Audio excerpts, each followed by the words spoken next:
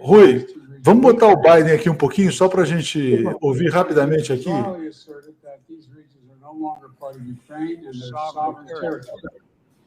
To put it simply, Russia just announced that it is carving out a big chunk of Ukraine. Last night, Putin authorized Russian forces to deploy into these regions. Today, he asserted that these regions are actually extend deeper than the two areas he recognized, claiming large areas currently under the jurisdiction of the Ukrainian government. He's setting up a rationale to take more territory by force, in my view. And if we listened to his speech last night, and many of you did, I know, he's setting up a rationale to go much further. This is the beginning of a Russian invasion of Ukraine, as he indicated and asked permission to be able to do from his Duma. So let's begin to, I'm going to begin to impose sanctions in response far beyond the steps we and our allies and partners implemented in 2014. And if Russia goes further with this invasion, we stand prepared to go further as with sanctions. Who in the Lord's name does Putin think gives him the right to declare new so-called countries on territory that belong to his neighbors? This is a flagrant violation of international law and demands a firm response from the international community.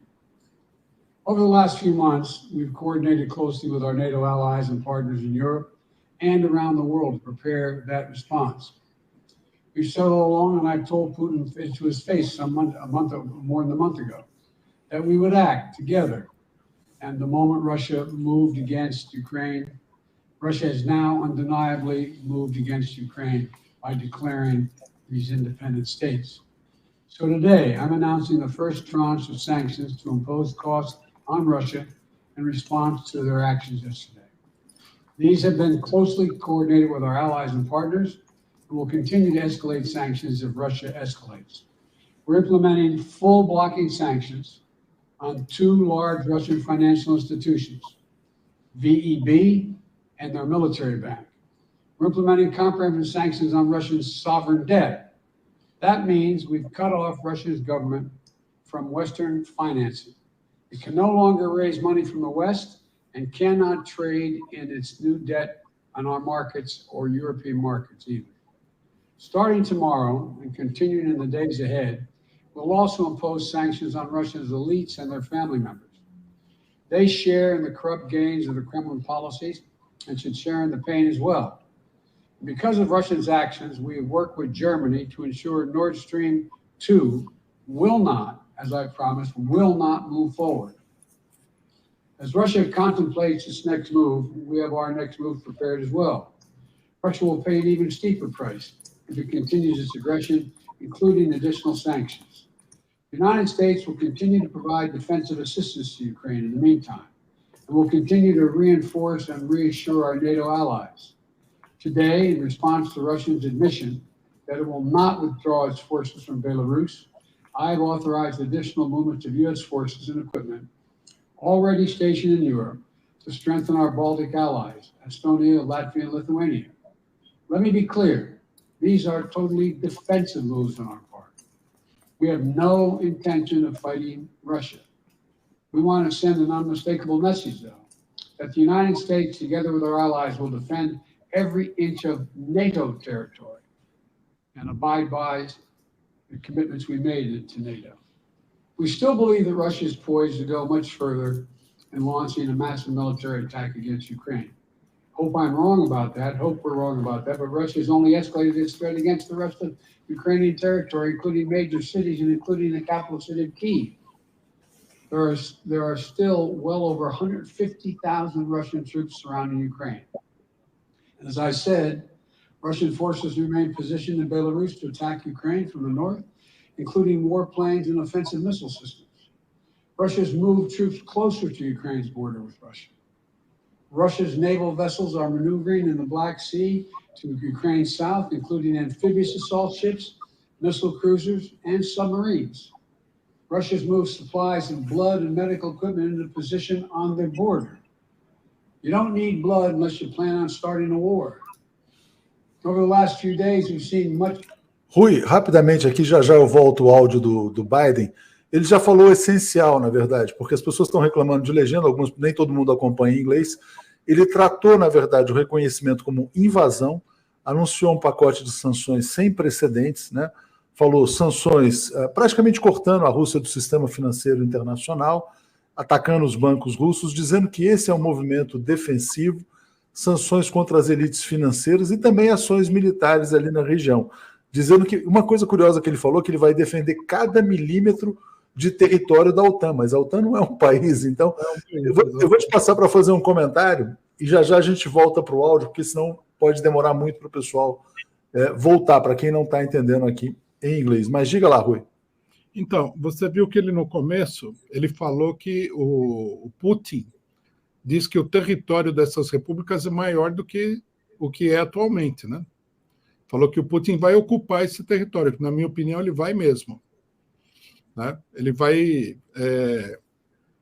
vai ajudar esse pessoal a ocupar todo o território dessas províncias. Eu acho que a colocação do Biden é uma colocação que demonstra muita fraqueza. A retaliação econômica, tudo bem, é muito dura, mas é uma retaliação econômica.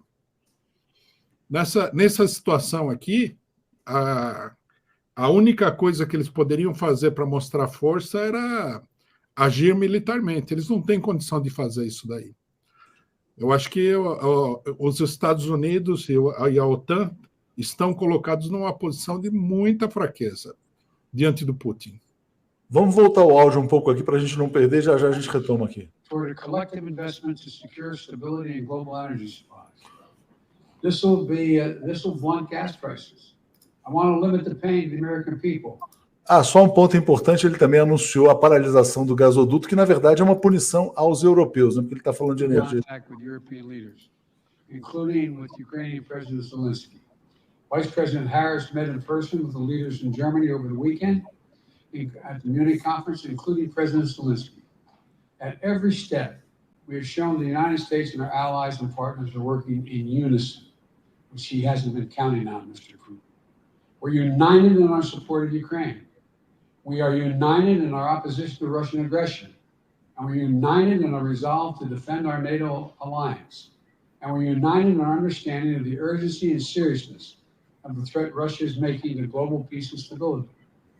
Yesterday, the world heard clearly the full extent of Vladimir Putin's twisted rewrite of history, going back more than a century, as he waxed eloquently, noting that, well, I'm not going to go into it. Nothing in Putin's remarks indicate any interest in pursuing real dialogue on European security in the year 2022.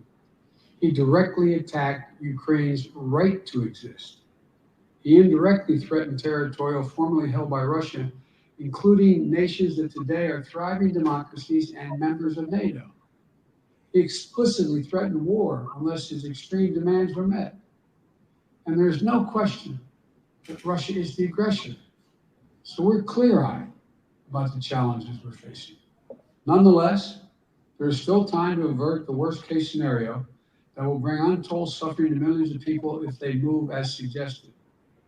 The United States and our allies and partners remain open to diplomacy if it is serious. When all is said and done, we're going to judge Russia by its actions, not its words. And whatever Russia does next, we're ready to respond with unity, clarity, and conviction. We'll probably have more to say about this as it moves on. I'm hoping diplomacy is still available. Thank you all very much. Muito interessante, Rui. Ele fala, enfim, não tem perguntas, ele fez lá a fala dele, dizendo que ainda há uma esperança para a diplomacia, mas de fato, né, não tem uma reação militar, como você falou, uma reação econômica à Rússia, e espero que possamos evitar o pior cenário, que causaria sofrimento a milhões de pessoas. Mas não parece que os Estados Unidos, de fato, estejam numa posição de entrar numa guerra contra a Rússia, né, uma guerra total. Passo para você, Rui. Rússia venceu por essa fala do Biden? Já dá para declarar a vitória dos russos ou não? Eu acho que é uma vitória parcial, sim. Só que, veja bem, a reação norte-americana é uma reação imediata, né? Eles vão sentar lá e eles vão procurar articular a coisa de um ponto de vista mais geral. Eu acho que a situação caminha para um enfrentamento muito grande. O Biden destacou coisas que o Putin efetivamente falou, né? De que a Ucrânia é um estado artificial, de que o que fizeram com os estados do Báltico e tal, tudo isso aí compromete a Rússia, papapá. Eu acho que aí não tem muito jeito de chegar num acordo, né? A única maneira de chegar num acordo seria submeter a Rússia militarmente, o que é muito complicado de fazer, sem dúvida nenhuma, né? Eu acho também que as sanções, já tinha visto várias notícias, várias análises sobre isso, as sanções que estão sendo projetadas, elas podem causar aí uma crise econômica mundial de grandes proporções. Tem esse lado também. E, na minha opinião, quando o Biden fala nós estamos unidos, nós estamos unidos, nós estamos juntos, nós estamos unidos, ele meio que entrega, né, pela retórica dele, que tem problema aí nessa unidade, que os alemães não estão satisfeitos, que os franceses não estão satisfeitos, coisa que já é sabida, né? O próprio Macron falou que a ideologia da OTAN é uma ideologia morta, né? Que é a ideologia da Guerra Fria. O pessoal está olhando tudo isso daí, todo mundo sabe que o problema da Rússia não é invadir a Europa. O Putin nunca ia tentar uma coisa dessa, seria uma loucura, né?